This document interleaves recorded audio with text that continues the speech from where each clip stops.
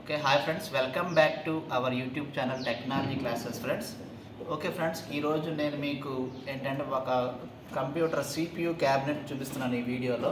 So ఈ CPU క్యాబినెట్లో ఉన్న పార్ట్స్ అన్నీ కూడా బయటికి తీసి మీకు input devices and output devices అన్నీ కూడా మీకు చూపించబోతున్నాను అనమాట.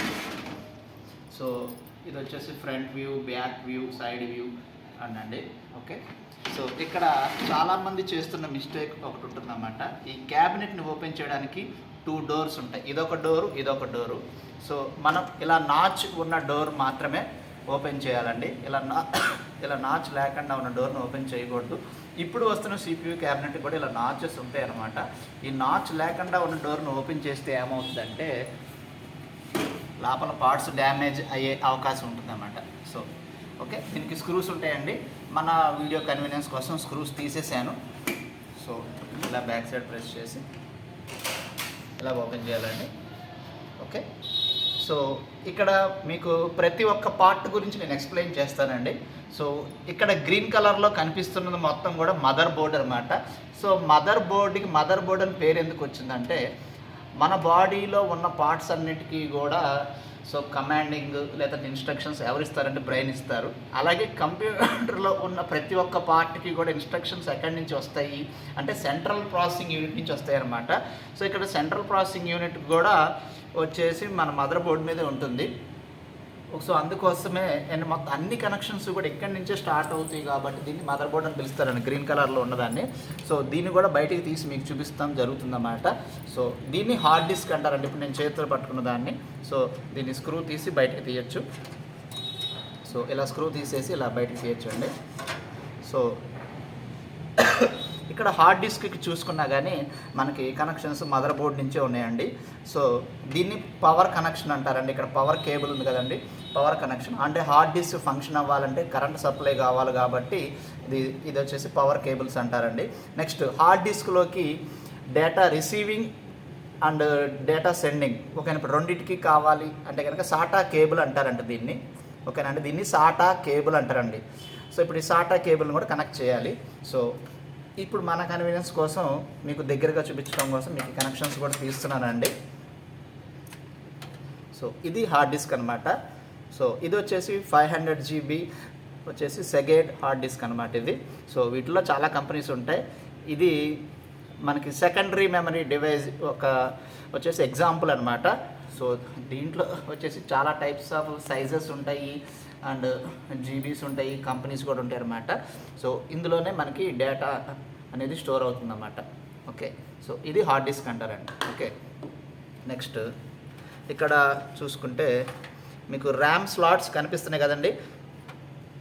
సో ఇక్కడ ర్యామ్ స్లాట్లు తీసేటప్పుడు డైరెక్ట్గా చేయబెట్టి లాగకూడదండి. ఇక్కడ నాచెస్ ఉంటాయి అన్నమాట. ఆ నాచెస్ పెట్టే లాగాలి.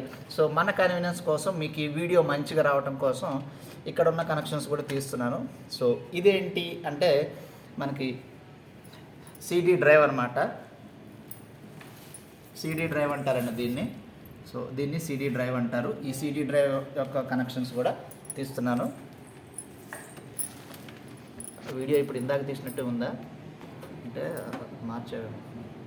ఓకే, సో వీటికి కూడా చూసుకుంటే ఇందాక హార్డ్ డిస్క్కి ఉన్నట్టు ఇక్కడ కూడా పవర్ కేబుల్ ఉంది, అలాగే డేటా ట్రాన్స్ఫర్ అవ్వడానికి డేటా కేబుల్ కూడా ఉంది. దీన్నే బస్ కేబుల్ అని కూడా అంటారండి. దీన్నే బస్ కేబుల్ అని కూడా అంటారనమాట. దీన్నే బస్ అని కూడా అంటారు. సో ఇక్కడ దీన్ని బస్ అని ఎందుకు అంటారు ఏంటి ఈ కేబుల్ అంటే దీని నుంచి డేటా అనేది ట్రాన్స్ఫర్ అవుతుంది. అంటే ఇప్పుడు సో మన మదర్ బోర్డ్ నుంచి వచ్చేసి మన సిడి డ్రైవ్స్ కానీ హార్డ్ డిస్క్ కానీ వెళ్ళచ్చు. అలాగే ఇప్పుడు సిడి హార్డ్ డిస్క్ డ్రైవ్స్ నుంచి మదర్ బోర్డ్కి డేటా అనేది ట్రాన్స్ఫర్ అవుతుంది అన్నమాట. 2-way ట్రాన్స్ఫర్ అవుతుంది ఉంటుందన్నమాట దీనికి. ఓకే, సో మదర్ బోర్డ్ కొన్న కనెక్షన్. ఇక్కడ కూడా పెట్టేటప్పుడు ఇక్కడ నాచెస్ ఉన్నాయి చూడండి. ఈ నాచ్ ఉన్నది ఇక్కడ నాచ్ ఉన్న దగ్గరే పెట్టాలి. ఎక్కడ పెడితే అక్కడ పెడితే మళ్ళీ పిన్స్ ఇరిగిపోతాయండి. ఓకే, సో ఇప్పుడు మీకు బాగా కనిపిస్తుందని నేను అనుకుంటున్నాను వీడియోలో. సో ఓకేనా, ఇక్కడ ర్యామ్స్ ఉన్నాయి కదా, ఈ ర్యామ్కి ఇక్కడ లాక్స్ ఉన్నాయండి. ఈ లాక్స్ అన్నీ కూడా ఇలా ఓపెన్ చేయాలి. ఇలా ర్యామ్ లాక్ ఇలా ఓపెన్ చేసి దీన్ని ఇలా బయటికి తీస్తే ఇది ర్యామ్ అంటారండి, ర్యాండమ్ యాక్సిస్ మెమరీ అనమాట.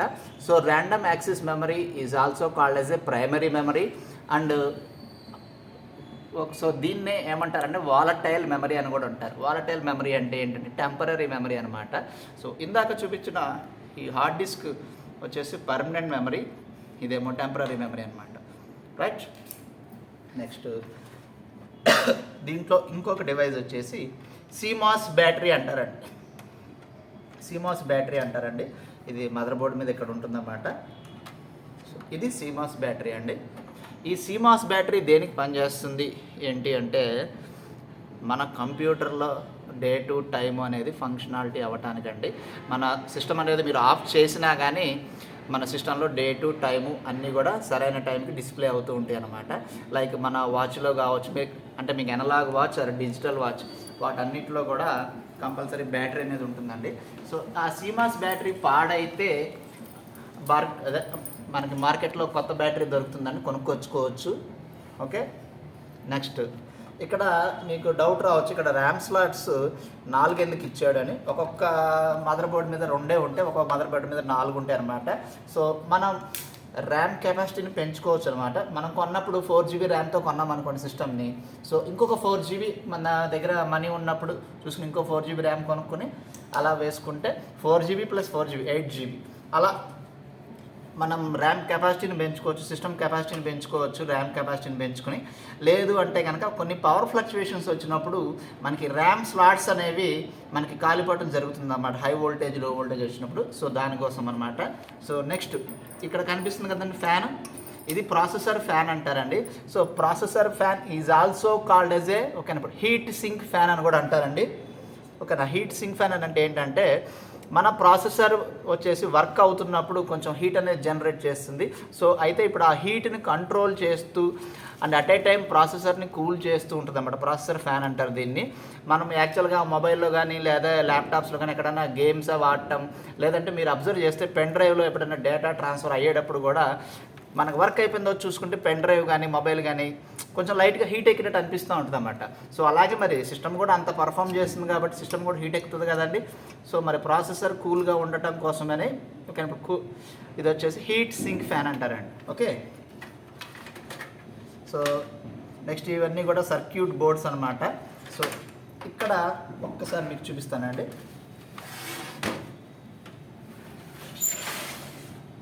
ఓకేనండి. ఇప్పుడు వీడియోలో మంచిగా కనిపిస్తుందా అండి. సో ఇది వచ్చేసి మీకు ఆడియో పోర్ట్స్ అంటారండి. ఓకేనా. మీకు ఆడియో వీడియో పోర్ట్స్ అంటారు. మనం హెడ్సెట్ దీన్ని కనెక్ట్ చేసుకుని వచ్చేసి మనం వాయిస్ వినటానికి కానీ లేకపోతే ఇప్పుడు స్పీకర్ లాగా మనం చెప్పడానికి కానీ పోర్ట్స్ అనమాట. సో ఇవి వచ్చేసి మనకి ఒక పెన్ డ్రైవ్ పోర్ట్స్ అంటారు. Pen drive ports or USB ports అంటారండి. సో మనకి యూనివర్సల్ సీరియల్ బస్ పోర్ట్స్ అంటారండి.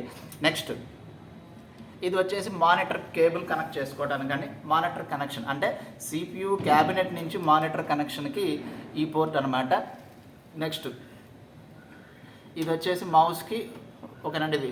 సో ఇప్పుడు ఇక్కడ కనిపిస్తున్న 2 పోర్ట్స్లో ఒకటి మౌస్కి ఒకటి కీబోర్డ్కి అండి. ఓకే. నెక్స్ట్ ఇంకొకటి ఏమో ప్రింటర్కి కానీ స్కానర్స్కి కానీ ఈ పోర్ట్స్ అనమాట. ఇది ల్యాన్ కనెక్షన్ పోర్ట్ అండి. ఓకేనండి. ఇప్పుడు ల్యాన్ కనెక్షన్ పోర్ట్ అనమాట, local area network connection port అనమాట. అండ్ నెక్స్ట్ వీటన్నిటికీ పవర్ సప్లై కావాలి కదండి. మన ఇంట్లో ఉన్న వస్తువులు అన్నిటికీ కూడా పవర్ సప్లై కావాల్సినట్టు కంప్యూటర్కి కూడా పవర్ సప్లై కావాలి కాబట్టి సో మన వాల్ మౌంట్ నుంచి పవర్ సప్లై కేబుల్ ఇక్కడ కనెక్ట్ చేస్తారండి. సో దీన్ని ఏమంటారు అంటే SMPS అంటారండి. SMPS is nothing but A switch mode power supply. Switch mode power supply అండి. సో దీనికి కూడా ఇక్కడ స్క్రూస్ ఉన్నాయండి. ఆ స్క్రూస్ తీస్తే ఇది బయటకు వస్తుంది అనమాట. SMPS బయటకు వస్తుంది. ఈ SMPS కంపెనీ వచ్చేసి మెర్క్యూరీ కంపెనీ. ఇక్కడ మన వీడియోలో చూపించేది ఇంకా చాలా కంపెనీస్ ఉంటాయి అన్నమాట. అండ్ నెక్స్ట్ సో ఇవి వచ్చేసి ఇప్పుడు PCB స్లాట్స్ అండి. PCB స్లాట్స్ అంటారు వీటిని. అండ్ అండ్ అండ్ వచ్చేసి ఇప్పుడు లోకల్ ఏరియా నెట్వర్క్ కనెక్షన్ కూడా ఉంటుంది అన్నమాట. ల్యాన్ పోర్ట్స్ కూడా ఉన్నాయండి ఇక్కడే. ఓకే. సో ఇప్పుడు నేను చెప్పేది అంతా కూడా మీకు అర్థమవుతుందని నేను అనుకుంటున్నాను. అండ్ మీకు ఏదైనా పార్ట్ గురించి ఇంకా వివరంగా తెలియాలంటే కనుక మన వీడియో కింద కామెంట్లో మెన్షన్ చేయండి. అలాగే మన ఛానల్స్ అన్నిటినీ కూడా ఫాలో అవ్వండి.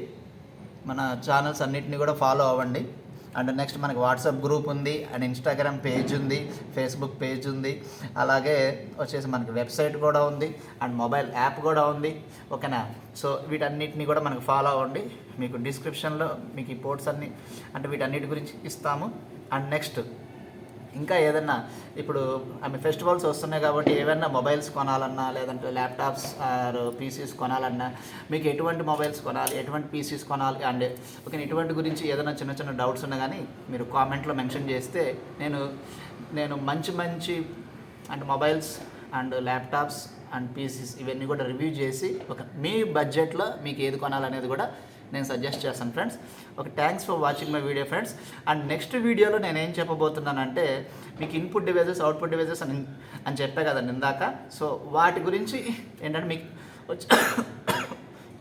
వచ్చేసి మీకు ఇన్ డీటెయిల్గా చెప్పబోతున్నాను friends. Thanks for watching my video friends. Thank you.